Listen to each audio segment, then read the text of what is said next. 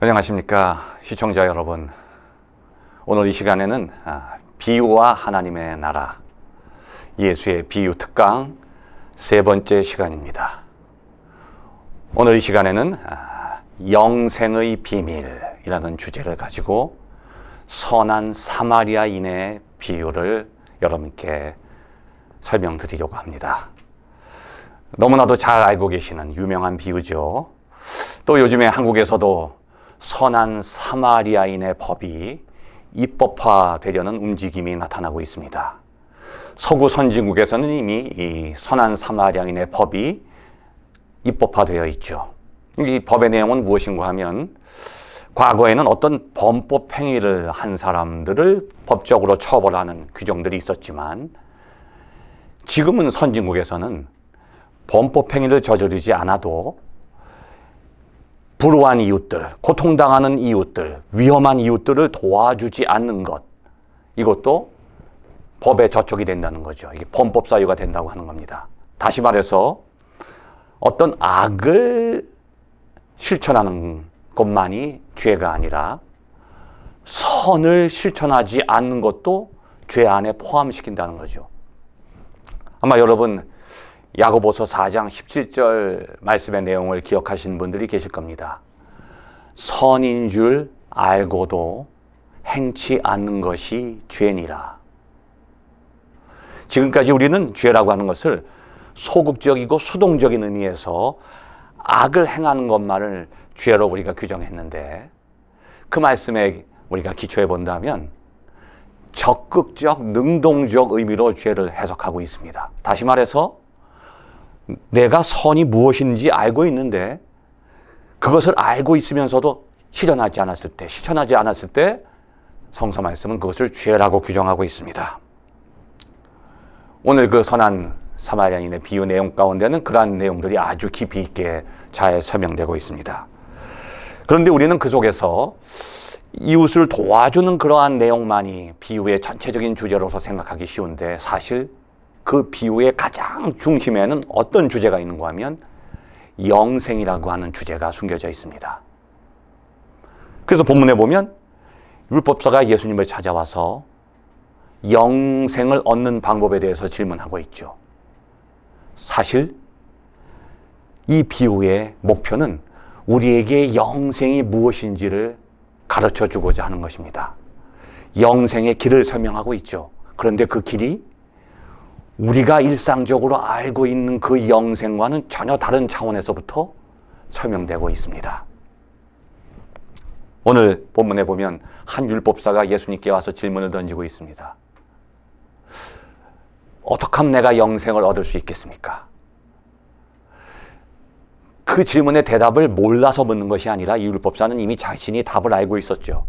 그리고 예수님께 오히려 질문하면서 예수님이 그 답을 알고 있는지 모르는지를 한번 시험해 보려고 질문을 던진 것입니다. 벌써 그 사람의 마음을 알고 있는 예수님께서는 거꾸로 다시 율법사에게 질문하시죠. 율법에는 무엇이라고 써 있고 너는 그것을 어떻게 이해하고 있느냐? 그때 율법사가 아주 자신 있게 대답하죠. 하나님을 사랑하고 이웃을 사랑하라고 쓰여져 있습니다. 그때 예수님께서 대답하시죠. 아주 잘 맞췄다. 그게 정답이다. 그런데 너는 아직도 조금 부족하다. 가서 그대로 실천해라. 그때 율법사가 당황하기 시작합니다. 왜냐하면 자기가 알고 있던 답과는 다른 답을 요구하기 때문이죠.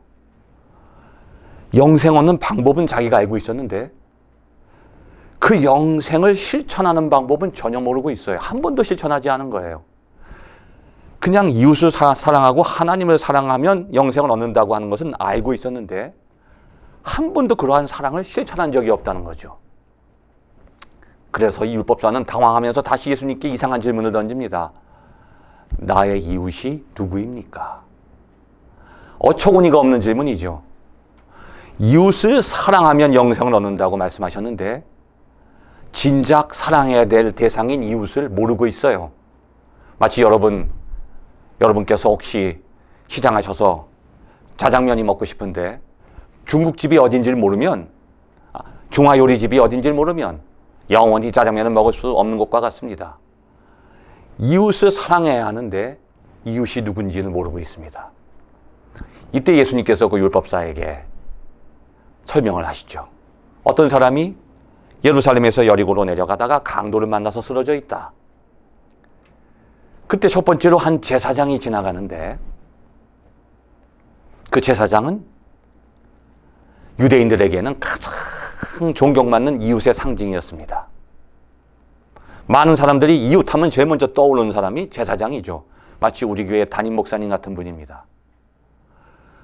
그래서 이 강도 만난 사람은 제사장을 보자마자 야, 저분이 나를 도와줄 수 있겠구나. 크게 기대하는 마음으로 그 사람이 자기에게 가까이 오기를 기다리고 있었어요. 제사장이. 근데 제사장이 가까이 오다가 우양 앞으로 이가 해버리는 거예요. 지나가 버리는 거죠. 왜냐하면 그 제사장들이 지켜야 되는 규정 가운데 시체를 만지면 안 된다는 규정이 있어요. 이 정결예가 있는 거죠. 정결법이 있어요. 왜냐하면 제사장은 거룩한 제단을 섬기는 사람이기 때문에 더러운 시체를 만지면 부정하게 된다는 거죠.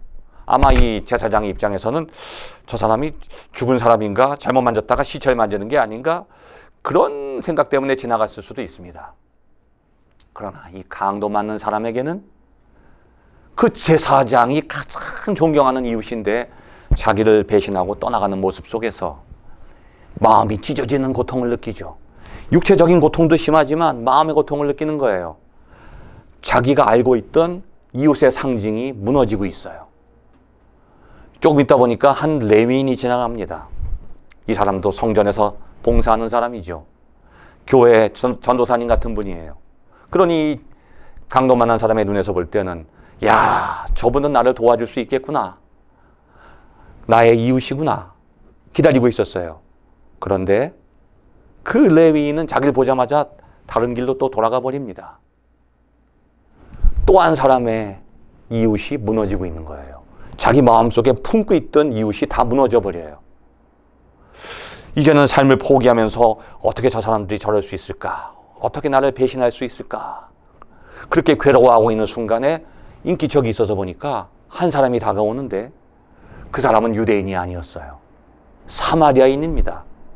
나는 유대인이고 그 사람은 사마리아인이죠. 서로 원수 사이입니다. 만나면 돌을 던지고 침을 뱉고 하는 사이인데 그 원수가 나에게 다가오고 있어요. 이제 나는 힘이 없어서 죽어가고 있는데 그 사람이 돌을 들어서 날 쳐서 죽이면 끝나버리는 거죠. 그런데 조용해서 눈을 떠보니까 그 원수가 나의 상처를 닦아주고 나를 일으켜 세워서 자기의 가장 소중한 그 나귀에 태우고 영광까지 안내합니다. 이상한 일이죠. 내가 기대했던 이웃들은 다 무너져버리고 내 마음속에 있는 그 원수라고 생각했던 그 사람이 이웃으로 변화되고 있어요. 이것이 바로 이 이야기의 아주 중심되는 내용이죠. 예수님께서는 우리에게 말씀하십니다. 우리가 생각하는 이웃이 아니라는 거예요. 자기중심적인 이웃을 만들면 안 된다는 거예요. 이웃이라고 하는 것은 타인 중심으로 만들어진다는 거죠. 그리고서 그 율법사에게 질문하십니다. 강도 만난 자에게 누가 이웃이 되겠느냐? 그때 율법사가 말합니다. 자비를 베푼 사람이지요. 그때 예수님께서 말씀하십니다. 너도 가서 그렇게 해라.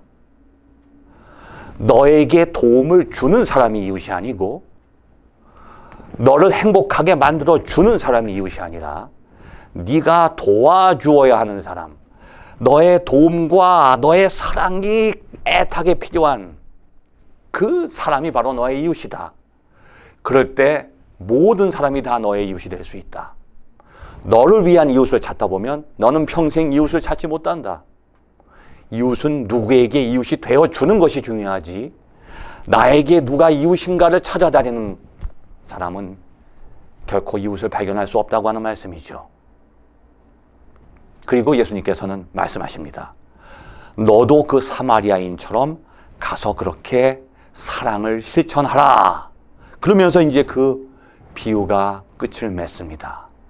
비유의 시작은 영생하는 방법에 대해서 묻는 질문에서 시작하죠. 비유의 끝은 가서 사랑을 실천하라는 예수님의 당부의 말씀으로 끝나고 있어요. 이 질문과 마지막 결론 한번 여러분 연결시켜 보시기 바랍니다. 이제 여러분 무엇인가 감이 오시죠? 여러분이 생각하시는 영생은 무엇입니까? 내가 예수 그리스도를 믿으면 영생을 얻어서 그 영생이 내 안에 가득 차 있을 때 그게 영생이라고 생각하십니까? 어떻게 내가 썩어서 죽을 수밖에 없는 연약한 인간이 영원한 생명을 가질 수 있을까요? 이것은 넌센스입니다. 영원부터 존재하며 앞으로도 영원히 존재하시는 그분만이 생명을 가지고 있어요. 우리는 영원한 존재가 아니에요. 그렇기 때문에 우리에게 영원한 생명이 온다고 한다면 이거는 넌센스가 돼버리죠. 우리는 영원한 존재가 아니기 때문이죠. 영생이라고 하는 것은 내가 소유하는 것이 아니라 내가 실천할 때 늘 내 안에 풍성하게 임하는 것입니다. 다시 말해서 내가 영생을 가지고 있는 것, 이것이 기독교가 말하는 영생이 아니라 이웃을 향해서 끊임없이 사랑을 실천하는 그 속에서 영생이 살아 움직인다고 하는 것이죠. 그래서 예수님께서는 우리에게 너희도 가서 이웃을 그렇게 사랑할 때 너희는 이미 영생을 얻었다고 하는 말씀입니다. 본문에 보면 한 유대인이 넘어져서 강도 만나서 쓰러져 있죠. 근데 과연 그 비유가 우리에게 말씀할 때 강도 만난 사람은 누구일까요? 쓰러져 있는 유대인이 아닙니다. 바로 율법사가 강도 만난 사람이죠. 왜 그럴까요? 하나님께서 그 율법을 통해서 영생의 비밀을 알려주셨어요. 그 비밀은 하나님을 사랑하고 이웃을 사랑하라고 하는 거예요. 그 사랑을 그냥 마음속에 품고 있으라는 얘기가 아니라 사랑을 실천하라고 하는 거죠. 왜냐하면 하나님의 영원한 사랑이 내 안에 있는 그 사람만이, 하나님의 영원한 사랑을 경험한 사람만이 이웃을 사랑할 수 있기 때문이죠. 그래서 요한일서 4장 7절 말씀이 그렇게 말씀합니다. 사랑하는 자들아, 우리가 이같이 서로 사랑하자.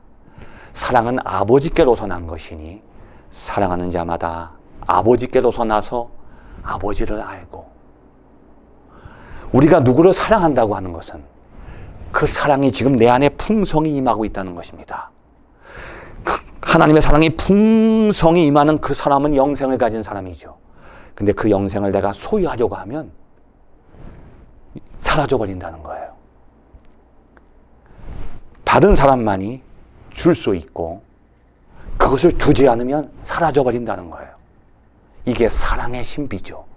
하나님께 사랑을 받은 사람은 그 사랑을 자기가 소유하고 있으면 안 되고 이웃에게 나눠줄 때 그 사랑이 더욱더 풍성하게 넘친다는 거예요.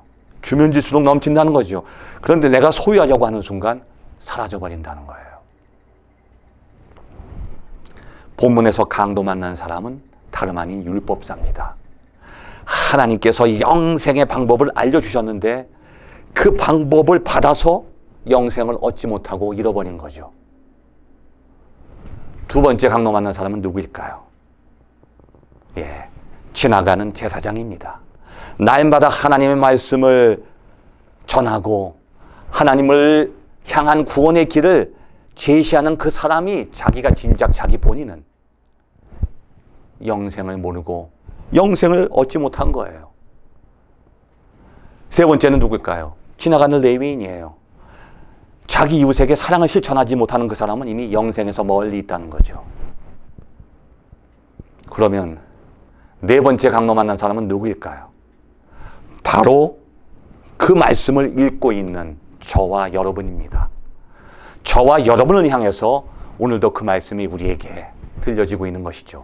지금 여기서 우리를 향한 살아계신 하나님의 말씀입니다. 과연 우리는 그 말씀 앞에서 영생을 얻고 있을까요? 우리를 향한 메시지죠. 우리가 강도 만난 사람이에요. 왜냐하면 하나님께서는 우리를 창조하실 때 영원한 생명을 우리에게 끊임없이 허락하시죠. 근데 어느새 우리는 여리고 가는 그 세상 길을 걸어가다가 사탄에게 강도 만나서 그 생명을 빼앗긴 거예요. 이게 아담과 하와의 시작이죠. 선악과를 따먹었다고 하는 거, 생명을 잃어버린 거예요. 그뿐만이 아닙니다. 영원한 기쁨도 우리에게 주셨어요.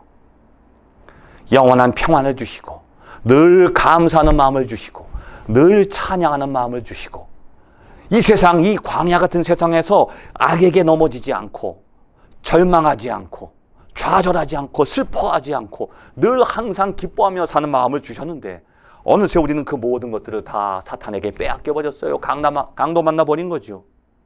날마다 우울하게 사는 거예요. 슬프게 사는 거예요. 하나님께서 살아계시는데 하나님을 깨닫지 못하고 미래를 향해서 절망하고 있는 거예요. 하나님은 우리를 불쌍히 여기십니다. 그 모든 것들을 다 잃어버리고 강도 만나서 사탄의 노예가 돼서 죽음의 권세에 사로잡혀 있는 모습이 바로 강도 만난 우리들의 모습입니다. 바로 그때 우리를 향해서 선한 사마리아인의 모습으로 예수님께서 찾아오신 거예요. 그리고 우리가 잃어버렸던 그 모든 생명과 기쁨과 평안과 감사와 찬양, 그 모든 것들을 다시 우리에게 회복시켜 주시는 것이죠. 그분을 통해서 우리가 회복받은 겁니다. 이제 우리가 그 영원한 생명을 영원히 유지하기 위해서는 우리도 세상을 향해서 나아가야 됩니다. 그래서 쓰러져 있는, 슬퍼하는, 고통 가운데 있는 불쌍한 이웃들에게 그 사랑을 전해주는 것이죠. 그럴 때 영원한 생명은 우리를 떠나는 것이 아니라 영원히 우리와 함께하는 것입니다. 이 영원한 생명이라고 하는 것은 마음속에 품고 있는 것이 아니라 날마다 우리의 삶 속에서 실천되는 것이라고 하는 것이 오늘 비유의 말씀입니다. 아담과 하와는 남자와 여자와의 관계이기 이전에 모든 인간은 이웃과의 관계 속에서 하나님과의 관계를 실천하면서 산다고 하는 메시지가 그 안에 담겨 있어요. 하나님과 우리 사이에 사랑이 있듯이 아담과 하와 사이에 사랑이 있다는 거예요. 그래서 그 이웃은 내 갈비뼈를 통해서 만들어낸다는 거죠. 내 갈비뼈를 통해서 부러뜨려서 만들어내는 그것이 이웃이에요. 그래서 그 이웃을 내 몸처럼 사랑할 때 이웃과 나는 둘이 아니고 하나가 되는 거죠. 그리고 그 안에서 하나님께서 창조하신 영원한 생명이 보존될 수 있다고 하는 것입니다. 원수가 이웃이 되고 이웃이 원수로 변하는 그러한 이야기가 오늘 본문의 이야기죠. 그 차이는 무엇인가 하면 바로 우리 안에 사랑이 실천되고 있느냐. 우리가 하나님으로부터 받은 그 사랑을 나만을 위해서 소유하는 것이 아니라 타인에게 전해줄 때 그 이웃은 나에게 좋은 이웃이 아니라 내가 그 사람에게 좋은 이웃이 된다고 하는 거죠. 선한 사마리아인의 비유는 지나간 한 이야기로 끝나는 것이 아니라 오늘 우리가 삶 속에서 그 영생을 실천해야 되는 살아계시는 하나님의 메시지라고 하는 것입니다. 끝까지 경청해 주셔서 감사합니다.